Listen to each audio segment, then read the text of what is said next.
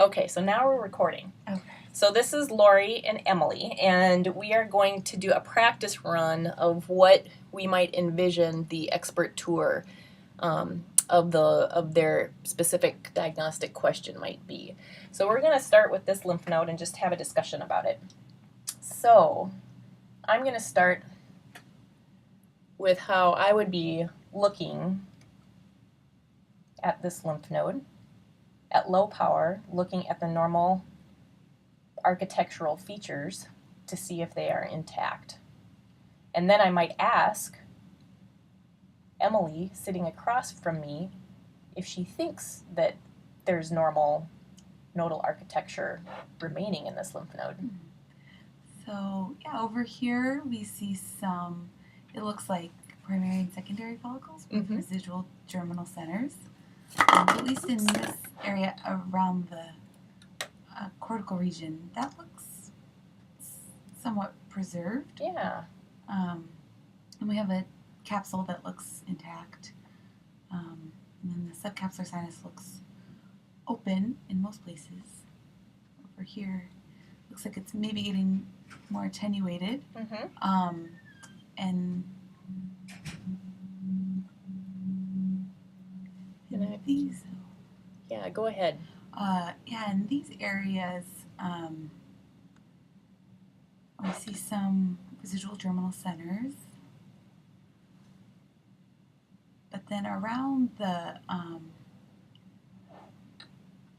in other areas, like in that area next to this germinal center, I'm not sure, it looks a little more monotonous in the kind of interfollicular region.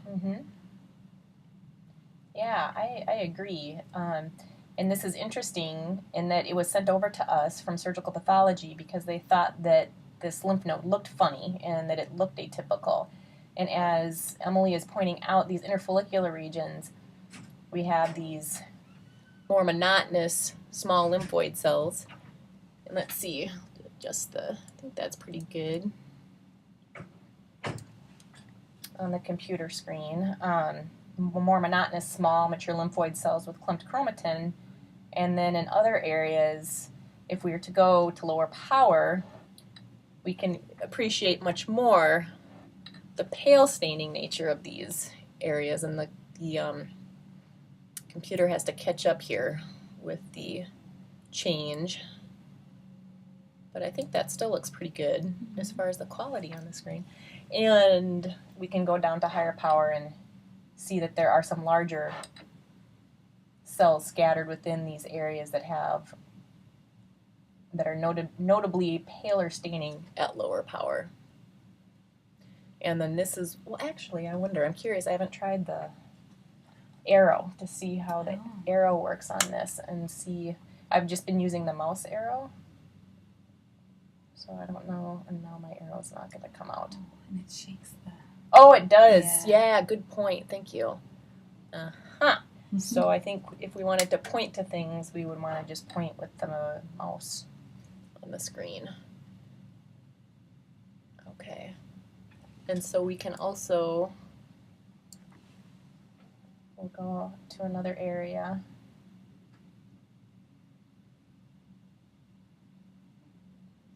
And drop down and look both, go to high power here. So this is 40x. And we can look at the small mature lymphoid cells and then let the screen catch up, let my software catch up. We can let's move to a germinal center and see what a germinal center looks like.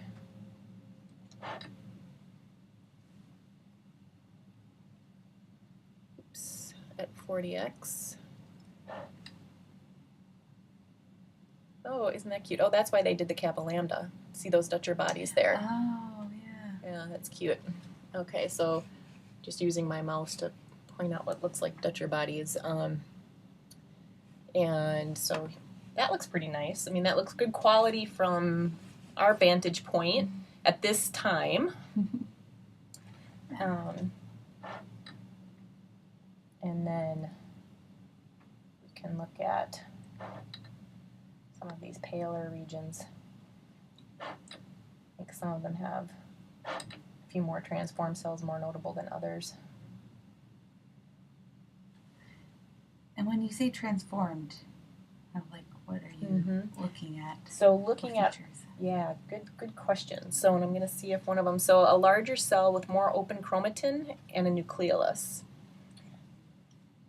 would be something I would consider transformed. And certainly in this area too, there's also larger cells that look more dendritic in nature there as well as here. So even though those are larger cells and they have more open chromatin and have nucleolus, they don't look lymphoid. So these, even though I think these look like proliferation centers, they don't have as many larger transformed or parent immunoblasts that we might typically expect in a proliferation center. Okay, so let's look at a few immunostains.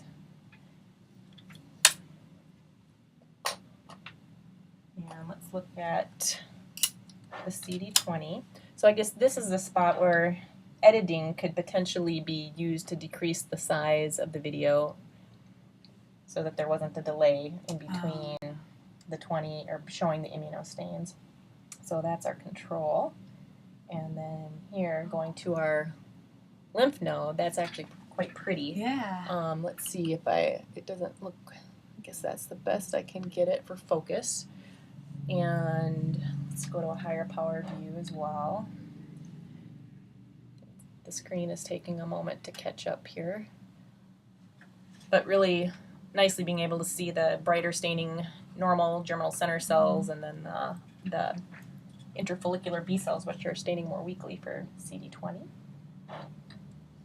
And then we can look at the CD3.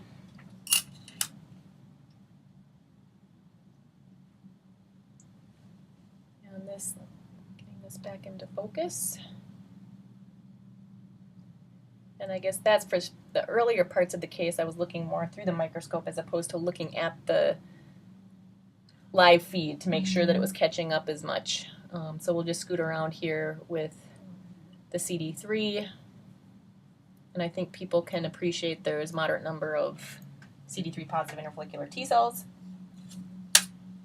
but certainly not all. And then moving to the CD5. So let's get that on the screen. And I think there's, let's see here.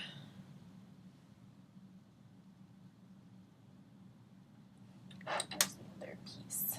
There it is. So there's definitely some variability here.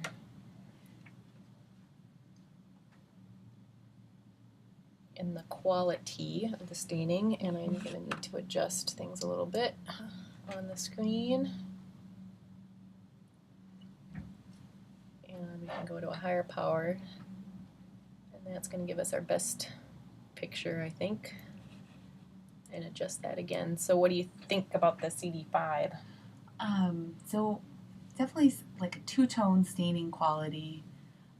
So I'm guessing that the atypical B cells that we were seeing in the interfollicular region are the more paler staining cells, and that the brighter staining cells are the T cells. Yeah, I agree. I think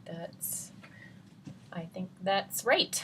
So this, I think, will be it for our little tutorial on the Ask the Expert videos to see if people think that this is a potential usable aspect. Thank you, Emily, for your help. All right, so now let's see here. Shut it off.